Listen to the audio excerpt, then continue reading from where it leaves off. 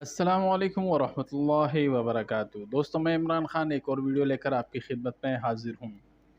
सबसे पहले तो मैं यही कहूँगा कि कुर्बान जाऊँ अपने उलमा और मुफ्तियान कराम हज़रात पर, जो इतनी बारीकी से नज़र रखते हैं हर मसले पर।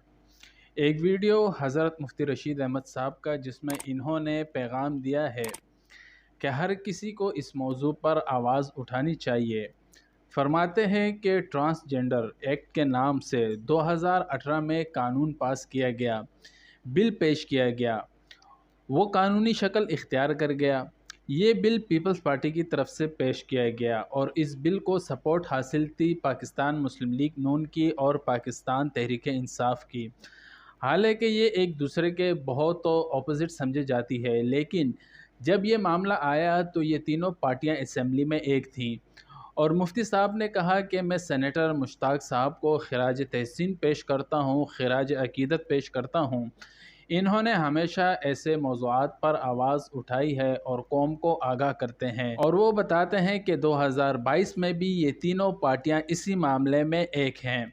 सेनेटर मुश्ताक साहब कहते हैं कि ये बिल देखने के बाद जब मैंने अपने दलाइल पेश किए कि आपने ये कानून बनाया है, ये खिलाफ इस्लाम है, इसमें बहुत सारी चीज़ें हमारे माशरे के लिए नासूर बनेगा, आप इसके अंदर तरमीम करें, तो सब ने बैक ज़बान मेरी बात को रिजेक्ट किया।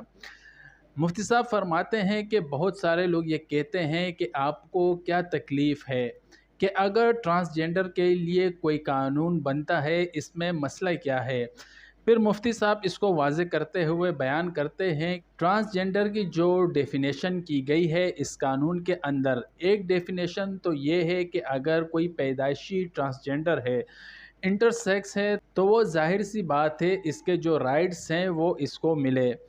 दूसरी डेफिनेशन ये की गई है कि ट्रांसजेंडर इस शख्स को हम कहेंगे कि अगर कोई आदमी एक्सीडेंट में इसका मर्दाना क़ुव्वत ख़त्म हो जाती है या इसने कोई दवाई खा ली जिससे इसकी मर्दाना क़ुव्वत ख़त्म हो जाती है, वो जाके नादरा को कहे कि मैं आज के बाद से औरत हूँ, तो नादरा इस बात का पाबंद है कि इसको औरत डिक्लेयर करे, यानी इसके शनाख्ती कार्ड में जिन्स में औरत लिखा जाएगा। अब इसका मतलब क्या हुआ कि फ़िज़िकली, बायोलॉजिकली और मेडिकली ये आदमी मर्द है, लेकिन इसके जिन्स में औरत लिखा गया। इसका मतलब ये हुआ कि जो औरतों के लिए जो टॉयलेट होता है, ये वहाँ जा सकता है, औरतों के पोलिंग स्टेशन में जा सकता है, औरतों की गैदरिंग में बैठ सकता है, और जनाबे वाला ये किसी मर्द से भी शादी कर सकता है। क्यों कर सकता है? इसलिए ये औरत है। तीसरी डेफिनेशन जो की गई है, इसमें औरतों मर्दों को दोनों को खुली छुट्टी दे दी गई है। वो ये कि किसी भी मर्द को ये लगता है कि इसकी हरकतें औरतों वाली हैं या किसी औरत की हरकतें मर्दों वाली हैं, तो वो नादरा जाकर ये कहे कि अल्लाह ने तो मुझे मर्द पैदा किया है, लेकिन मुझे लगता है मैं औरत हूँ, तो नादरा इस बात का पाबंद है कि वो इसे औरत डिक्लेयर करे इस कानून के रूह से। इसी तरह अगर कोई और नादरा जाके ये कहे कि अल्लाह ने तो मुझे औरत पैदा किया है, लेकिन मुझे लगता है मैं मर्द हूँ, तो नादरा इस बात का पाबंद है कि वो इसे मर्द डिक्लेयर करे। अब इसका मतलब क्या है कि जब आपने मर्द को औरत और औरत को मर्द बना दिया, तो मर्द मर्द से शादी कर सकता है और औरत औरत से। ये जो हम जिनसी परस्ती है, ये वो ख़तरनाक गुनाह है जिसकी वजह से अल्लाह रब्बुल इज़्ज़त ने कुरान करीम में कौम लूत का ज़िक्र किया। कुरान करीम में कौम लूत की जिस बीमारी का ज़िक्र किया है, जिसकी वजह से अल्लाह रब्बुल इज़्ज़त ने इन पर आसमान से पत्थर बरसाए, जिसकी वजह से अल्लाह ने इनकी ज़मीन को आसमान की तरफ उठाकर ज़मीन पर पटक दिया, वो गुनाह यही था कि वो हम जिन्स परस्ती के गुनाह में मुब्तला थे। इन गुनाहों की वजह से अल्लाह रब्बुल इज़्ज़त ने बस्तियों की बस्तियां उलट दी हैं। ये तो रसूल सल्लल्लाहु अलैहि वसल्लम की बरकत है, इनकी बरकत की वजह से इस उम्मत पर इज्तिमाई अज़ाब नहीं आता।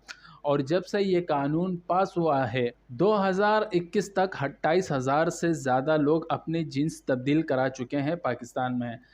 बरतानिया के अंदर भी ये कानून नहीं है। बरतानिया में भी कानून ये है कि अगर किसी शख्स को ये लगता है कि मैं मर्द नहीं औरत हूँ, तो बरतानिया कानून ये कहता है कि ये 2 साल मेडिकल के किसी सेंटर में ان کے زیر نگرانی رہے گا۔ 2 سال میڈیکل بورڈ اس کا یہ کیس دیکھے گا، اس کے ٹیسٹ کروائے گا اور ساری چیزیں دیکھنے کے بعد 2 سال بعد میڈیکل بورڈ یہ رپورٹ پیش کرے گی۔ اس رپورٹ کے روشنی میں یہ فیصلہ کیا جائے گا کہ یہ مرد ہے یا عورت۔ مفتی صاحب کا کہنا ہے کہ اس میں عوام کی ذمہ داری ہے کہ وہ اس پر آواز اٹھائے۔ اگر آج اس پر آواز نہیں اٹھایا تو یہ معاشرہ آگ بن جائے گا، جہنم بن جائے گا۔ تو اس لیے دوستو میں نے اپنے حصے کی ذمہ داری نبھا لی، اب آپ کی باری ہے۔